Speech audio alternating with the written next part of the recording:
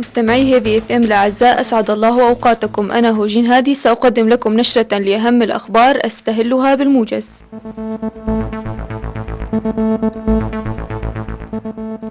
طفل سوري يلقى مصرعه في حادث إرهابي بمدرسة سويدية.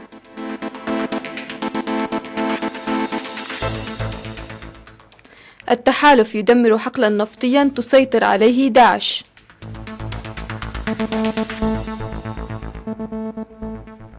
أمريكا: لا يمكن توحيد الكرد والقوات السورية النظامية لمحاربة داعش.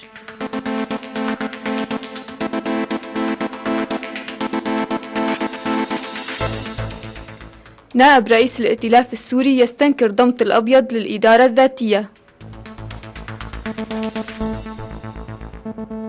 محادثات إقليمية ودولية لبحث الشأن السوري اليوم في فيينا.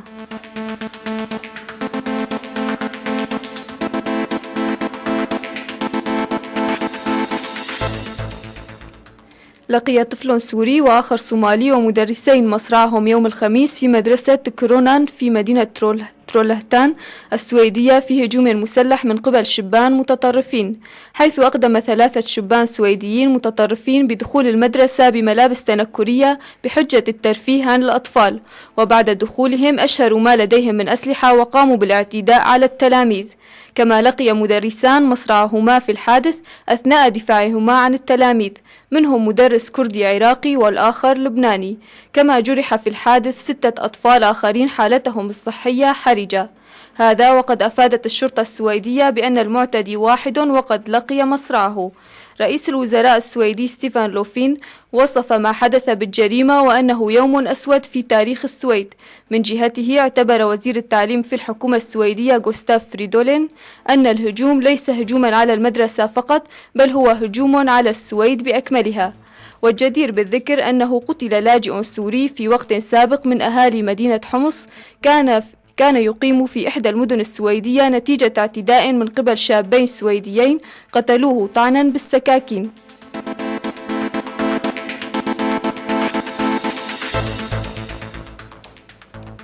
دمرت طائرات التحالف الذي تقوده الولايات المتحدة منشأة نفطية يسيطر عليها تنظيم داعش في شرق سوريا، بحسب ما أفاد به متحدث باسم التحالف يوم الخميس. وقال المتحدث أن سلسلة الغارات التي شنها التحالف في وقت متأخر من الأربعاء على حقل عمر النفطي القريب من مدينة دير الزور ستؤثر على قدرة التنظيم المتطرف في الحصول على أموال من مبيعات النفط. وأضاف: كان هناك 26 هدفا تم ضربها جميعا، مؤكدا أن ذلك سيؤثر على قدرة داعش الاستراتيجية للحصول على الأموال. وذكر المرصد السوري لحقوق الإنسان أن غارات التحالف على حقل عمر أدت إلى تدمير أنابيب النفط ومرافق تخزين النفط.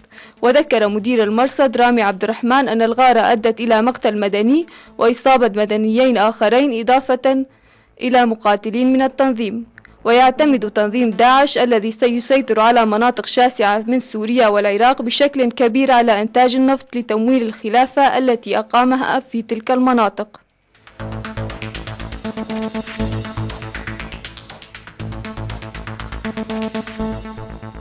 أكدت وزارة الخارجية الأمريكية يوم الخميس أن توحيد القوات الحكومية السورية مع المقاتلين الكرد لمحاربة تنظيم داعش أمر مستحيل. وقال المتحدث باسم الوزارة مارك تونر خلال مؤتمر صحفي: لقد قلنا مرارا إنه لا يمكن الثقة بالنظام السوري من وجهة نظرنا، وهو لا يستطيع المشاركة في أي تحالفات تقاتل تنظيم داعش. وكانت وزارة الخارجية الروسية أعلنت في وقت سابق أن معالجة الأزمة السورية تحتاج إلى تضافر جهود جميع أطياف المجتمع السوري بما فيها الكرد.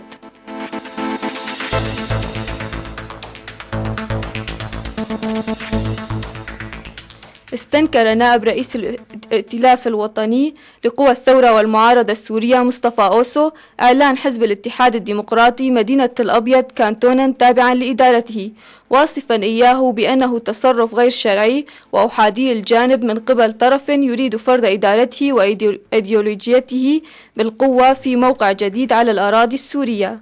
وأكد أوسو أن نظام الأسد هو أكثر المستفيدين من هذه السلوكيات الشاذة لحزب الاتحاد الديمقراطي، وأن الكرد هم المتضرر الأكبر لأن هذه التصرفات تساهم في زيادة الشرخ بين مكونات المجتمع السوري وتحملهم ظلما جريرة هذه الممارسات. وشدد نائب رئيس الائتلاف على أن المشروع الكردي في سوريا هو التأسيس الدستوري لحقوق الكرد وثقافتهم ولغتهم في سوريا الواحدة الموحدة التي تنعم بالديمقراطية والحرية والكرامة لكل أبنائها، والكرد جزء من الشعب السوري ومن قضيته الوطنية.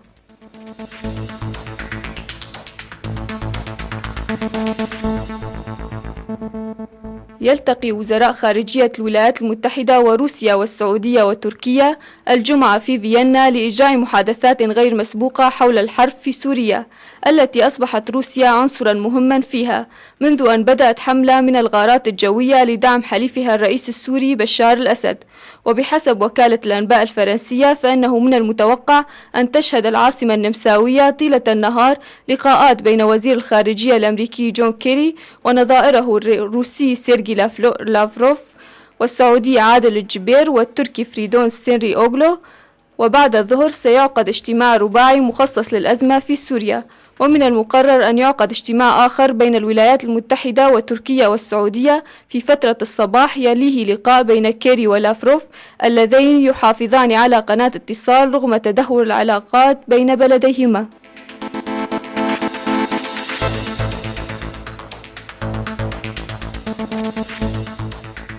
مستمعي هيفي اف ام الأعزاء، إلى هنا تنتهي النشرة الموجزة، قدمتها أنا هوجين هادي. طابت أوقاتكم.